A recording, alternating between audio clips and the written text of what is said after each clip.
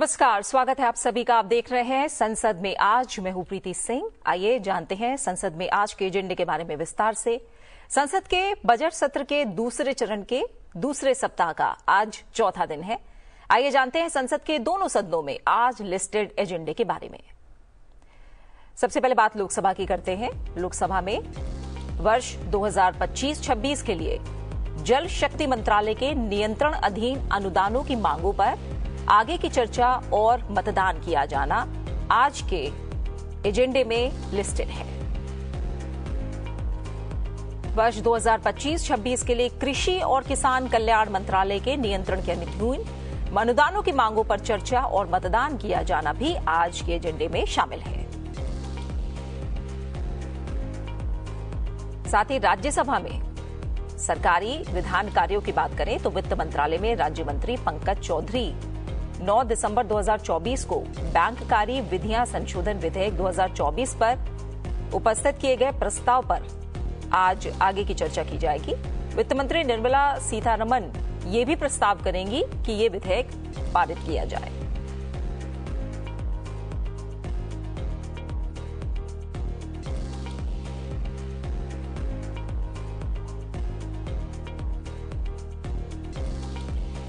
और बात करेंगे प्रश्नकाल यानी क्वेश्चन आवर की। बजट सत्र के दूसरे चरण में प्रश्नकाल के दौरान लोकसभा में नागर विमानन, खाद्य प्रसंस्करण उद्योग, आवासन और शहरी कार्य, जल शक्ति, सूक्ष्म लघु और मध्यम उद्यम, पेट्रोलियम और प्राकृतिक गैस, विद्युत, सड़क परिवहन और राजमार्ग और जनजातीय कार्य मंत्रालय से जुड़े प्रश्न पूछे जाएंगे और इन सवालों का जवाब संबंधित विभाग के मंत्री देंगे।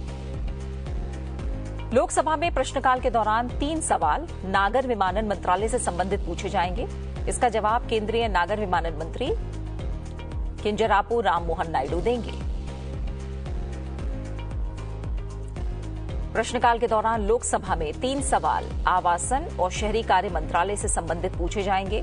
इसका जवाब केंद्रीय आवासन और शहरी कार्य मंत्री मनोहर लाल खट्टर देंगे। वहीं 6 सवाल लोकसभा में प्रश्नकाल के दौरान जल शक्ति मंत्रालय से जुड़े होंगे। इनका जवाब केंद्रीय जल शक्ति मंत्री सीआर पाटिल देंगे। लोकसभा में 2 ऐसे प्रश्न होंगे जो कि एमएसएमई यानी सूक्ष्म लघु और मध्यम उद्यम मंत्रालय से जुड़े होंगे और इन सवालों का जवाब केंद्रीय सूक्ष्म लघु और मध्यम उद्यम मंत्री जीतन राम मांझी देंगे। वहीं प्रश्नकाल के दौरान एक सवाल पेट्रोलियम और प्राकृतिक गैस मंत्रालय से भी जुड़ा होगा। इस सवाल का जवाब केंद्रीय पेट्रोलियम और प्राकृतिक गैस मंत्री हरदीप सिंह पुरी देंगे। लोकसभा में प्रश्नकाल के दौरान एक सवाल विद्युत मंत्रालय से जुड़ा होगा। इसका जवाब केंद्रीय विद्युत मंत्री मनोहर लाल खट्टर देंगे। साथ ही लोकसभा में प्रश्नकाल के दौरान 3 ऐसे सवाल हैं जो सड़क परिवहन और राजमार्ग मंत्रालय से जुड़े हुए हैं। इन संबंधित प्रश्नों का उत्तर केंद्रीय सड़क परिवहन और राजमार्ग मंत्री नितिन जयराम गडकरी देंगे। लोकसभा में प्रश्नकाल के दौरान एक सवाल जनजातीय कार्य मंत्रालय से जुड़ा हुआ है। इसका जवाब केंद्रीय जनजातीय कार्य मंत्री जुएल ओराम देंगे।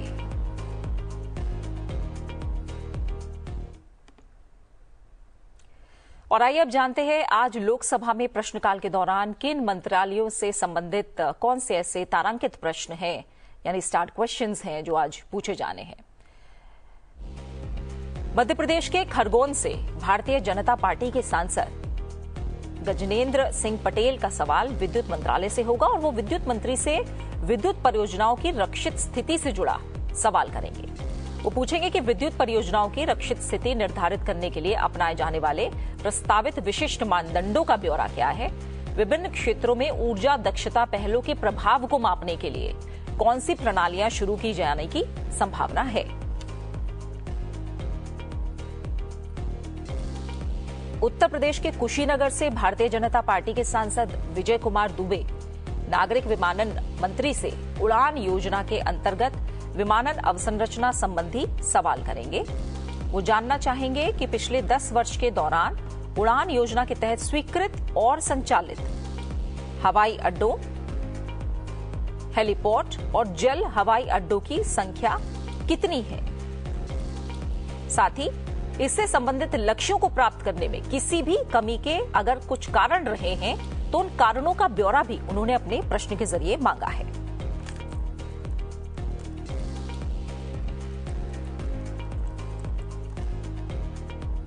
अगला सवाल तमिलनाडु के नीलगिरी से द्रविड़ मुन्नेत्र कड़गम सांसद ए राजा का होगा। वो आवासन और शहरी कार्य मंत्री से साझा केंद्रीय सचिवालय भवन से जुड़ा सवाल करेंगे।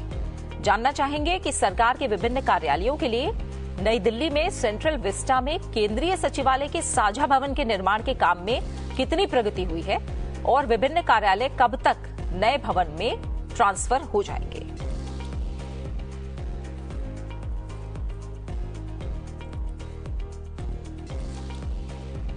अगला सवाल गुजरात के अहमदाबाद पश्चिम से भारतीय जनता पार्टी के सांसद दिनेश भाई मकवाणा का होगा और उनका सवाल सड़क परिवहन और राजमार्ग मंत्री से होगा। उनसे वो टोल शुल्क कम करने की प्रक्रिया में ट्रांसपेरेंसी यानी पारदर्शिता से जुड़ा प्रश्न करेंगे। जानना चाहेंगे कि सरकार टोल शुल्क कम करने की प्रक्रिया में पारदर्शिता सुनिश्चित करने के लिए क्या कदम उठा रही है। क्या विसंगतियों को रोकने के लिए सत्यापन रिपोर्ट सार्वजनिक रूप से उपलब्ध कराई जाएगी। अगर हां तो इसका ब्यौरा क्या है।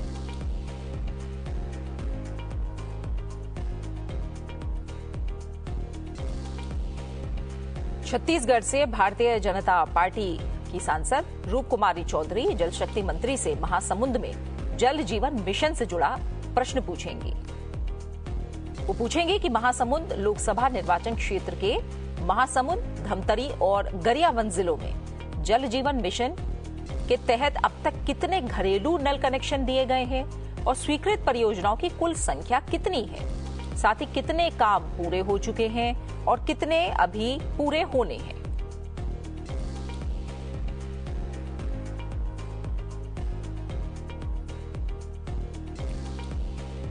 उत्तर प्रदेश के कौशाम्बी से समाजवादी पार्टी सांसद पुष्पेंद्र सरोज जल शक्ति मंत्री से 2025 तक सभी को स्वच्छ पेयजल उपलब्ध कराने से जुड़ा सवाल करेंगे।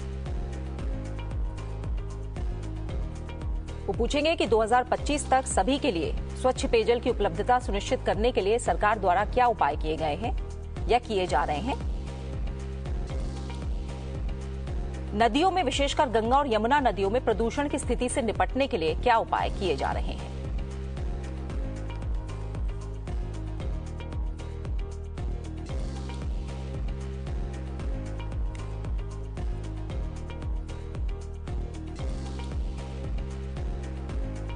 मध्य प्रदेश से होशंगाबाद से बीजेपी के सांसद दर्शन सिंह चौधरी जल शक्ति मंत्री से विंध्याचल पहाड़ियों पर स्टॉप डैम से जुड़ा सवाल करेंगे और इससे निर्माण से जुड़ा प्रश्न पूछेंगे क्या सरकार की होशंगाबाद लोकसभा क्षेत्र में विंध्याचल पहाड़ियों पर छोटे स्टॉप डैम बनाने की कोई योजना है।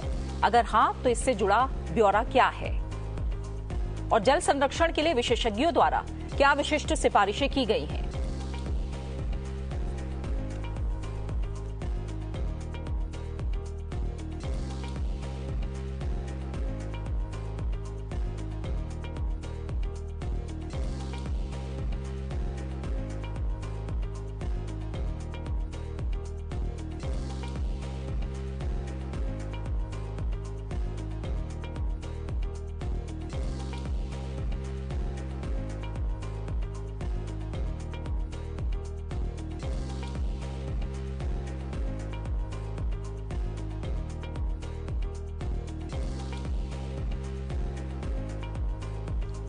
मध्य प्रदेश के भिंड से भारतीय जनता पार्टी की सांसद संध्या राय सड़क परिवहन और राजमार्ग मंत्री से NH 719 यानी 719 के उन्नयन से जुड़ा सवाल करेंगी। वो जानना चाहेंगी कि क्या सरकार भिंड, इटावा, ग्वालियर राष्ट्रीय राजमार्ग NH संख्या 719 को 4 से 6 लेन वाले राजमार्ग में विस्तारित करने का विचार रखती है। अगर हाँ तो इससे जुड़ा ब्यौरा क्या है।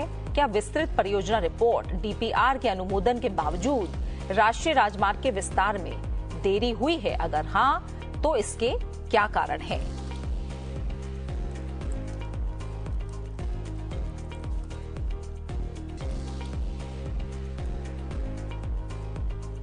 उत्तर प्रदेश के चंदौली से समाजवादी पार्टी के सांसद वीरेंद्र सिंह सड़क परिवहन और राजमार्ग मंत्री से टोल बूथों पर घोटाले से जुड़ा सवाल करेंगे।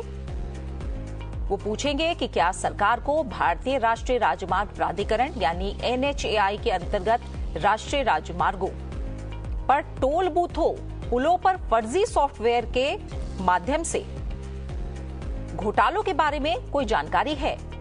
अगर ऐसे घोटाले हैं तो इनसे जुड़ा ब्यौरा क्या है? क्या सरकार देश भर के सभी टोल बूथों पुलों की जांच कराने का विचार रखती है? अगर हां, तो इससे जुड़ा ब्यौरा भी उन्होंने अपने सवाल के जरिए मांगा है।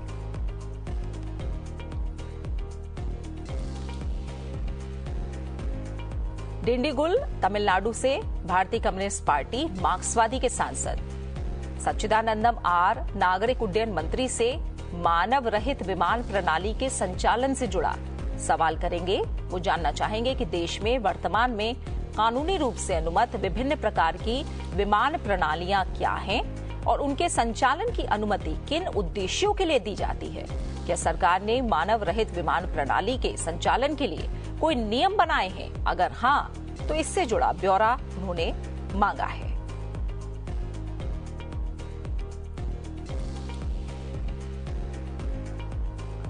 अगला सवाल झारखंड के लोहरदगा से कांग्रेस के सांसद सुखदेव भगत का होगा और उनका सवाल जनजातीय कार्य मंत्रालय से जुड़ा होगा। अनुसूचित जनजातियों के लिए शैक्षिक कार्यक्रम से जुड़ा वो सवाल करेंगे। पूछेंगे कि क्या ये सच है कि सरकार द्वारा की गई विभिन्न पहलों के बावजूद अनुसूचित जनजातियां यानी ST में साक्षरता दर कम रही है? अगर हाँ, तो इससे जुड़ा ब्यौरा उन्होंने मांगा है और अनुसूचित जनजातियों में साक्षरता दर कम होने की समस्या से निपटने के लिए सरकार द्वारा क्या विशिष्ट उपाय किए गए हैं, इसका ब्यौरा भी उन्होंने अपने प्रश्न के जरिए मांगा है।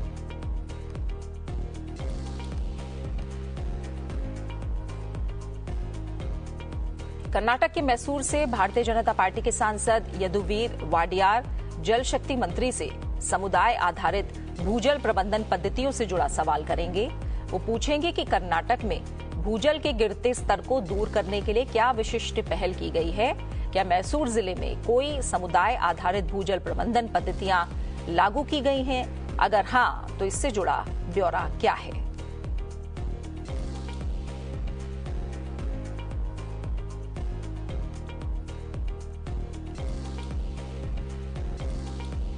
राजस्थान के जयपुर ग्रामीण से भारतीय जनता पार्टी के सांसद राव राजेंद्र सिंह जल शक्ति मंत्री से सवाल पूछेंगे। वो जानना चाहेंगे कि क्या सरकार जल जीवन मिशन के अंतर्गत वर्तमान दिशा निर्देशों पर पुनर्विचार करके विशेष रूप से रेगिस्तानी क्षेत्रों के लिए 50-50% के स्थान पर, इस अनुपात के स्थान पर 90% और 10% के अनुपात में राज्यों को केंद्रीय सहायता प्रदान करने का इरादा रखती है? अगर हां, तो इससे जुड़ा ब्यौरा उन्होंने मांगा है। साथ ही ये भी पूछा है कि ऐसा कब तक किए जाने की संभावना है और अगर ऐसा नहीं है तो इसके पीछे कारण क्या रहे हैं।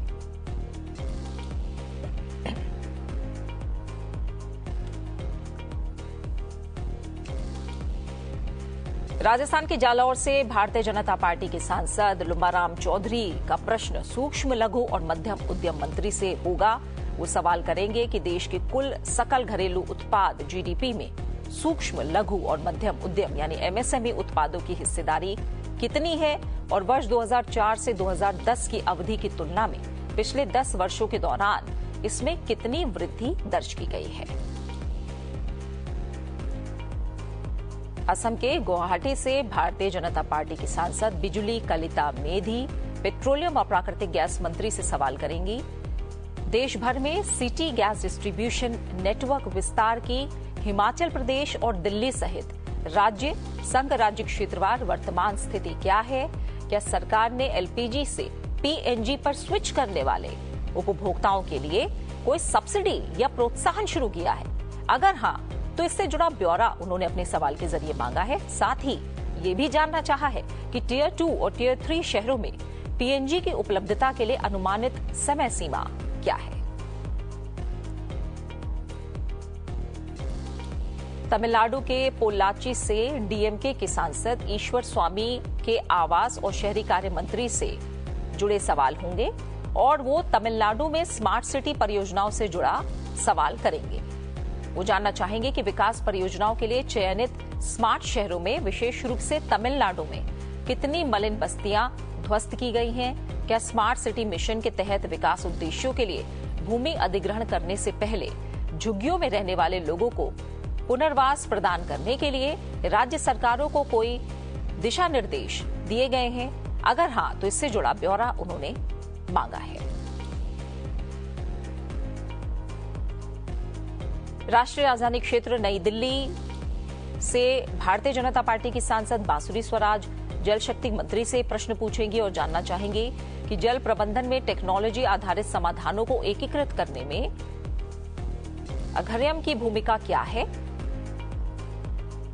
उन्होंने अर्घ्यम की भूमिका को लेकर अपना सवाल पूछा और ये भी पूछा कि इससे जल स्वच्छता और सफाई के क्षेत्र में निर्णय लेने पर किस प्रकार का प्रभाव पड़ेगा।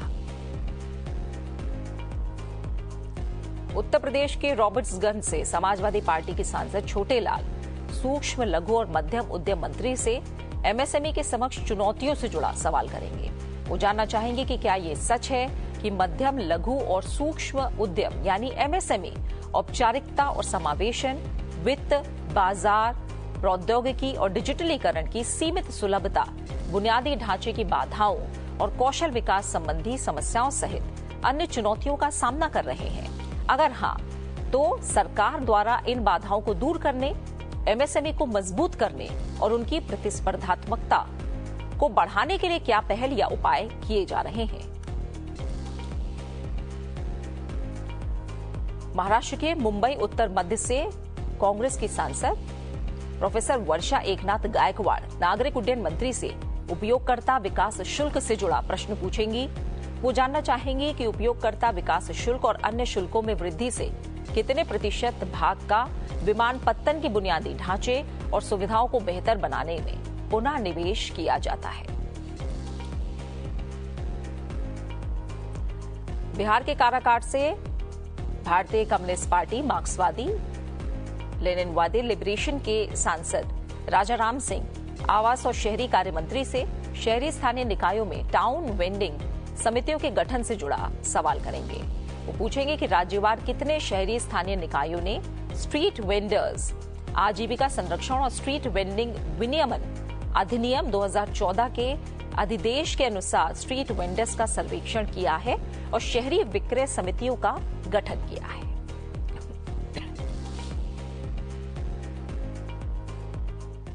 वहीं राज्यसभा में अगर बात करें तो प्रश्नकाल के दौरान प्रधानमंत्री परमाणु ऊर्जा, संचार, संस्कृति, उत्तर पूर्वी विकास, पृथ्वी विज्ञान, पर्यावरण, वन और जलवायु परिवर्तन, विदेश, श्रम और रोजगार, विधि और न्याय, कार्मिक, लोक शिकायत और पेंशन, विज्ञान और प्रौद्योगिकी, अंतरिक्ष, पर्यटन, युवक कार्यक्रम और खेल मंत्रालय से जुड़े कुल 15 मौखिक प्रश्न पूछे जाएंगे और इनका जवाब संबंधित विभाग के मंत्री देंगे।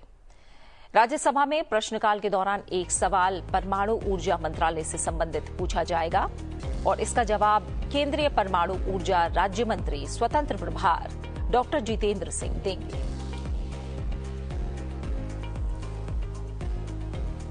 प्रश्नकाल के दौरान एक सवाल संचार मंत्रालय से जुड़ा होगा। इसका जवाब केंद्रीय संचार मंत्री ज्योतिरादित्य सिंधिया देंगे। राज्यसभा में 2 सवाल प्रश्नकाल के दौरान संस्कृति मंत्रालय से संबंधित पूछे जाएंगे। इसका जवाब केंद्रीय संस्कृति मंत्री गजेंद्र सिंह शेखावत देंगे। राज्यसभा में प्रश्नकाल के दौरान एक सवाल पृथ्वी विज्ञान से जुड़ा हुआ होगा। इसका जवाब केंद्रीय पृथ्वी विज्ञान मंत्री स्वतंत्र प्रभार डॉक्टर जितेंद्र सिंह देंगे।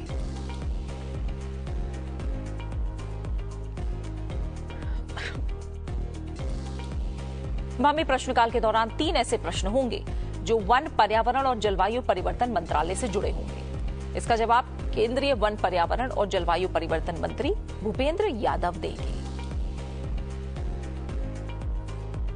के दौरान राज्यसभा में 2 सवाल विदेश मंत्रालय से संबंधित पूछे जाएंगे।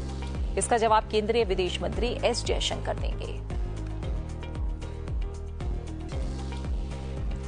राज्यसभा में प्रश्नकाल के दौरान एक सवाल श्रम और रोजगार मंत्रालय से संबंधित पूछा जाएगा। इसका जवाब केंद्रीय श्रम और रोजगार मंत्री डॉक्टर मनसुख मांडविया देंगे।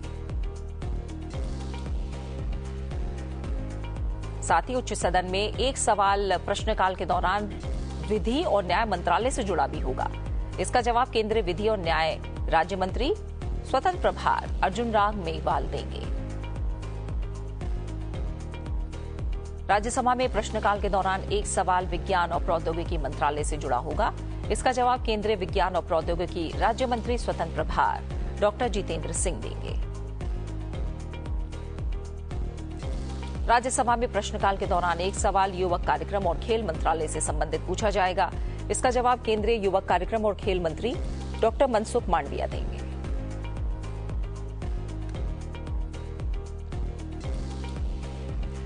और अब से कुछ देर बाद ठीक 11 बजे राज्यसभा और लोकसभा की कार्रवाई की शुरुआत होगी और संसद की कार्रवाई का सीधा प्रसारण आप संसद टीवी पर देख सकेंगे। बने रहिए संसद टीवी के साथ। फिलहाल मुझे दीजिए इजाजत। नमस्कार।